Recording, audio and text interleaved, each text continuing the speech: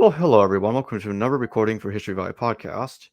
Today I'm joined by Professor Bart Ehrman, and today we're going to be discussing his new book that just recently came out, Armageddon, What the Bible Really Says About the End. Well, welcome back to the show, Bart. Thanks for having me again.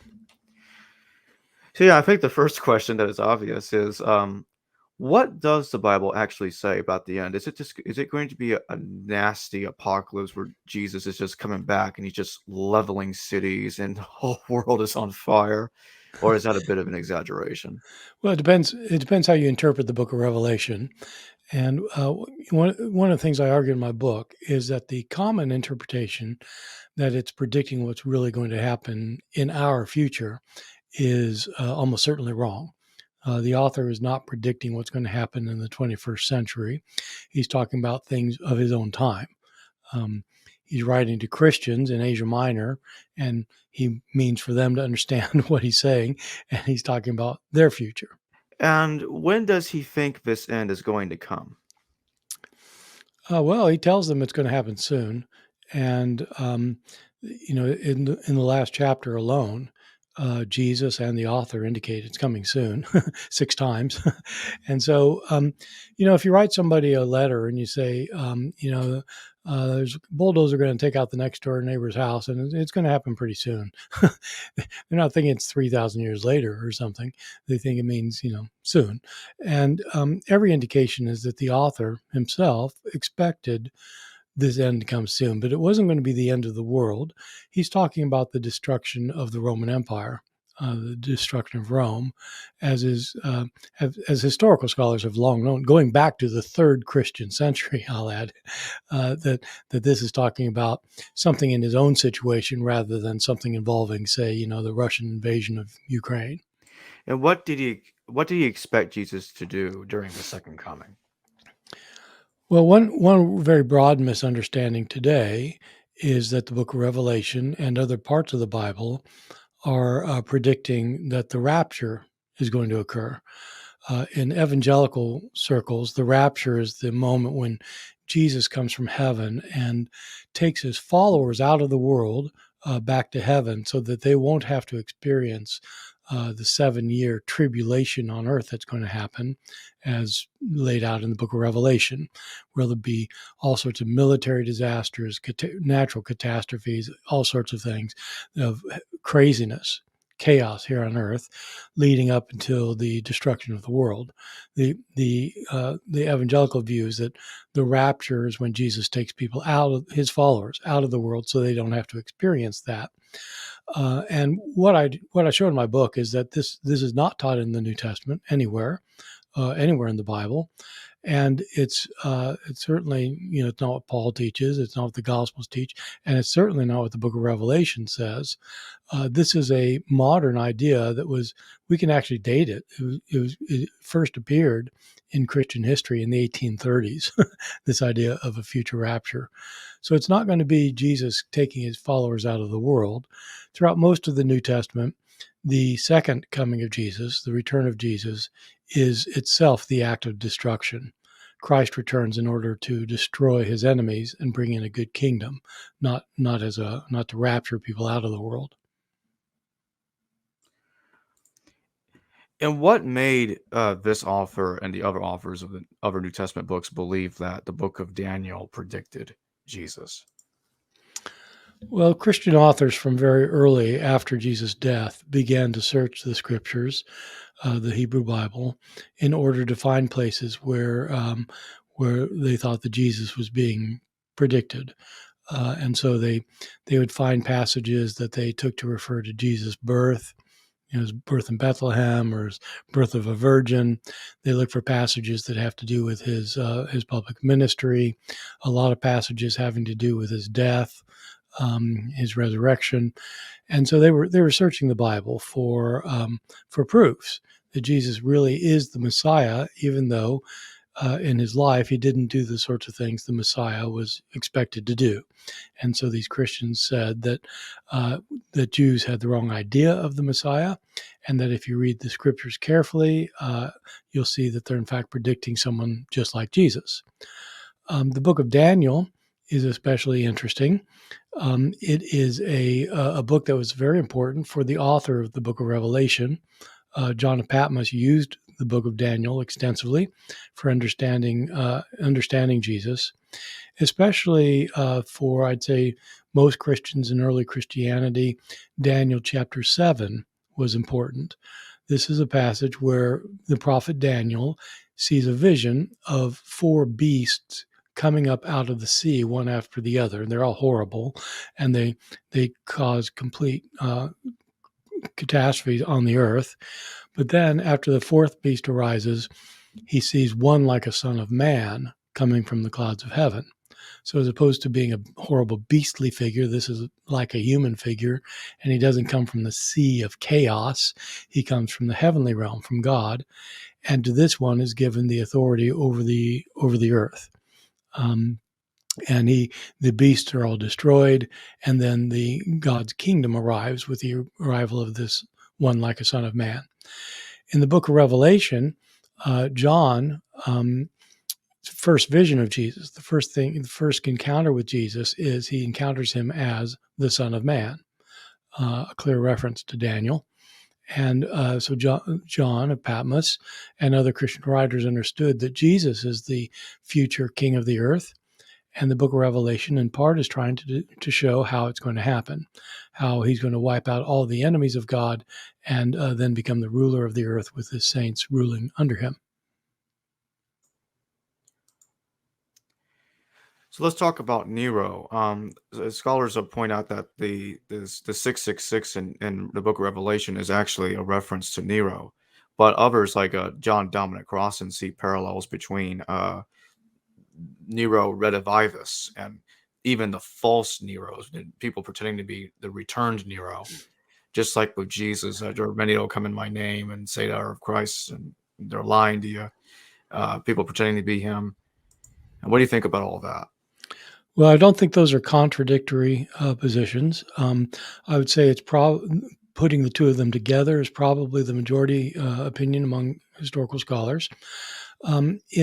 In Revelation, there's this vision of this beast who comes up out of the sea, and this is in chapter 13. The beast comes up out of the sea. This is reminiscent of this passage in Daniel that I just mentioned, a beast coming up out of the sea. The beast has 7 heads and 10 horns, and we're told that one of the heads had received a mortal wound. In other words, he got wounded to death. He died, but that he has recovered, come back from a mortal wound. As we keep reading, we find that the 7 heads of the beast represent 7 kings, but the one who has been mortally wounded is really bad. It's one of the leaders of the beast. At the end, we're told that the beast's number is 666. This beast. So this is this horrible beast, numbered 666, and the angel in these apocalypses, in books like this from the ancient world, ancient Jewish and Christian world, a prophet will have these weird visions, will not have any idea what in the world he's seeing, but there's always an angel next to him who tells him, yeah, okay, this is what it is. And we're told that this beast actually has the number of a man. And that the number is 666, and that this is a beast that creates real havoc on the earth, especially for the people of God. Well, for John, of course, the people of God are the Christians, and Nero, the Emperor Nero, was the first Roman emperor, the leader, the head of the empire, who executed Christians, and so when you take the relevance of that is that when you're trying to figure out what 666 means, you have to put it back into the ancient ways of understanding language. 666 is not referring to somebody in the modern period. It wasn't referring to Mussolini, as people thought, or Henry Kissinger, as some people said when I was in college. Somebody wrote a book claiming that, or Putin today. 666 is referring to somebody in John's time. And the way of calculating it is the angel is saying that the numerical equivalent of the name of this person adds up to 666. The logic of this would have been obvious to ancient people. In ancient languages, they didn't have a separate alphabetic system and a separate numerical system. They used their alphabet, the letters of the alphabet for their numbers. And so in Hebrew, for example, Aleph, the first letter is 1, and Beit, second letter is 2, and Gimel, 3. And you go like that till you get up to 10, and then the next letter is 20, and the next one's 30, until you get up to 90. The next one's 100, then the next one 200, 300, 400, and like that. So any word has a numerical value. You just add up the letters, okay? So if you spell Emperor Nero, Kaiser Neron, in Hebrew letters, the letters add up to 666. It's interesting to notice that we have some manuscripts, including a couple of ancient manuscripts of the New Testament, where the angel indicates that the number of the beast is 616. One reason that's interesting is because you can spell Kaiser Neron two ways, either Kaiser Neron or Kaiser Nero with a final noon or not. The noon in Hebrew is worth 50. So with the noon, it's 666. Without the noon, it's 616. So this is clearly talking about Nero. And the thing about Nero, getting back to what you said about John Dominic Crossan, is that Nero committed suicide in 68 because of political turmoil. He wasn't going to be able to escape. There were rumors, though, that he was coming back and that he was going to return in vengeance against Rome. And there were several impostors who claimed to be Nero come back from the dead. This is the Nero Redivivus story that you mentioned. And that's what John seems to be referring to. When he says one of the heads had a mortal wound that he recovered from, that's referring to Nero come back from the dead to create havoc on the earth. Now, what's going on with this tradition about this guy called Cerinthus? Some Christian traditions claim that this guy had some version of the Gospel of John or outright wrote it, and he seems to have, in a sense, perverted the teachings of the Gospel of John. Could you talk about that? So in early Christianity, there were, of course, major conflicts between different kinds of Christians. What we would think of as Christianity today, even though it's really wildly diverse today, depending on whether you're talking to a Greek Orthodox priest or a Appalachian snake handler, you get a very different form of Christianity. But there are things about Christianity that almost everybody agrees on. There's one God, and He created the world, and Jesus is the Son of God, and He died for the sins of the world. Things like that are pretty basically agreed on. But in early Christianity, the diversity was such that there were people with all sorts of views and that are different from the ones that we've inherited. And a number of these people were considered to be heretics, false teachers. Cerinthus was one of these people who was thought to be a false teacher, somebody who had a view that was inconsistent with the apostolic teachings that came to be dominant. He was known to be an influential figure, and he was thought somehow to be connected with the Johannine literature. In the New Testament, you get the Gospel of John, of course. You get 1st, 2nd, and 3rd John as letters, and then you get the Apocalypse of John. And people in early Christianity at some point became convinced that the same author wrote all 5 of those books and that it was John, the son of Zebedee. And Cerinthus was thought to have manipulated some of these writings and changed them and to create a false version of them. And so he comes under accusation for that in some of the early Christian sources. I want to come back to the book of Revelation, referring to the end of Rome. It talks about things like the whore of Babylon. What makes scholars confident that Revelation is talking about Rome? Then I'm asking this question for viewers that may not understand. Yeah, no, it's a very important question. And I spent a good time of my book trying to explain why this has become such an important and standard view. It's a view already, as I said, of in early Christianity, there were Christians who knew this. Our first commentary written on the book of Revelation, was produced in the middle of the 3rd century of the Common Era by a guy named Victorinus. And he said that the enemy is Rome, and it's talking about Nero. So he knew, and modern scholarship has shown this pretty convincingly. You mentioned the Whore of Babylon, for example. So the Whore of Babylon shows up in chapter 17 of the book of Revelation, and John is taken into the wilderness by one of these angels, and he sees this horrific woman who's called the Whore of Babylon, seated on a beast with 7 heads and 10 horns. So it's the same beast as you get in chapter 13. This time, the angel tells John, who can't figure out what this is.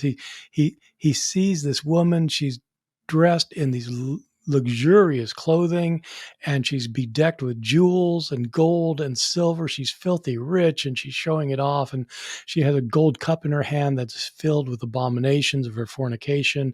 She's drunk with the blood of the martyrs of Jesus, and she has a name on her head, Babylon the Great, mother of whores. And John sees this thing. He has no idea, what is this? And the angel explains it to him, that the woman is seated on this beast that has 7 heads, because that represents 7 hills. It's 7 mountains. The woman is seated on 7 mountains. She's called by the name of a city, Babylon. Now, in the Old Testament, Babylon was the city that was it was the city that destroyed Jerusalem and burned the temple to the ground in 586 BCE. Well, who is it in John's day who destroyed the Jerusalem and burned the temple to the ground? It was the city of Rome. And so you naturally think, well, this must be Rome. And what's the 7 heads? She's seated on 7 hills. Yeah, well, everybody in the ancient world knew that Rome was the city built on 7 hills. And in case you still don't get it, at the end, the angel completely gives the game away, because he says that this woman is the city that is corrupting all the nations of the earth. Well, John's living in the Roman Empire, where Rome has taken over all of the earth that he knows about. And so this is referring to Rome, who's drunk with the blood of the martyrs, because Rome has begun to martyr Christians, and she's bedecked in such fine clothing and jewelry because Rome was famous for exploiting the provinces in order to become filthy rich. And John is very much opposed to the wealth of Rome, and he spends not only chapter 17, but chapter 18 lambasting Rome for the way it's acquired all of its great wealth. So John's opposing Rome. So, what is the deal with David Koresh and his interpretation of the book of Revelation? Right. So part of my book is designed to show that futuristic interpretations of the book to indicate what's going to happen are misinterpretations. And the reason everybody's gotten them wrong is not because they've gotten one detail or another incorrect, or like they missed a verse or something, and so they got it all wrong because of this little detail. The reason all these readings of Revelation as predicting our future are wrong. The reason they're all wrong is because it's the wrong way to interpret the book of Revelation. And I try to show that. But then I show that this wrong reading of Revelation has led to some very serious real world consequences in our time, and continue. This kind of reading continues to create very big problems in ways people would not expect. The deal with David Koresh, some people might expect this, is that the entire catastrophe in some ways was rooted in his understanding of the book of Revelation. Koresh was an ardent reader of the Bible, and he had very detailed interpretations of the Bible. And at one point in his life, he came to be convinced that he was a Messiah following in Jesus' steps. It's not that he was Jesus Christ, or it's not that he was God, as some people have claimed. He didn't think that. He thought that God had sent several Messiahs over the years, including, for example, in the Old Testament, Isaiah calls King Cyrus the Great of Persia, the Messiah, the Anointed One. David Koresh, that actually wasn't his name. he took that name. Koresh is simply the English word for the English translation of Cyrus. So he's David, the descendant of David, and he's related to Cyrus, the anointed one. He's the final anointed one. He believed that the book of Revelation, when it discusses the Lamb of God who takes the scroll from God in chapter 5 and breaks the scrolls, leading to all of the disasters that go on then for another 11 chapters. All of these disasters are brought about by the breaking of the seals on the scroll that God has given the Lamb. David Koresh argues that he believed that he was the Lamb, that this is not a reference to Jesus, it's a reference to him, and that he's breaking these scrolls because he is the one who understands the future of earth as God has revealed it to him in the scriptures. He was so ardent in this belief that when this was 30 years ago now, but when the compound that he had with his followers, the other Branch Davidians, was first attacked by the federal authorities, and 8 people were killed. He saw that as a fulfillment of a passage in Revelation 6, in which the author indicates that these martyrs are just the first, and they won't be vindicated until the rest of their number is made up, and that the rest will be killed very soon. Koresh thought that the feds would attack again and would wipe them all out, and that this was a fulfillment of Revelation. And so that's, he didn't, he, that's why he held firm, because he thought he was a fulfillment of Scripture, and it's based on a misinterpretation of the text. Lastly, when was the book of Revelation written? I know that there are some scholars that argue that Revelation was a compilation. It was written in stages. Maybe pieces of it go back to earlier text. What are your thoughts on all that? I think it's very difficult to say. It's really difficult to say when most ancient books were written. The way you date books is a little bit complicated. Um, when you get something like the Gospel of Matthew, for example, how do you know when it was written? It doesn't put a date on it.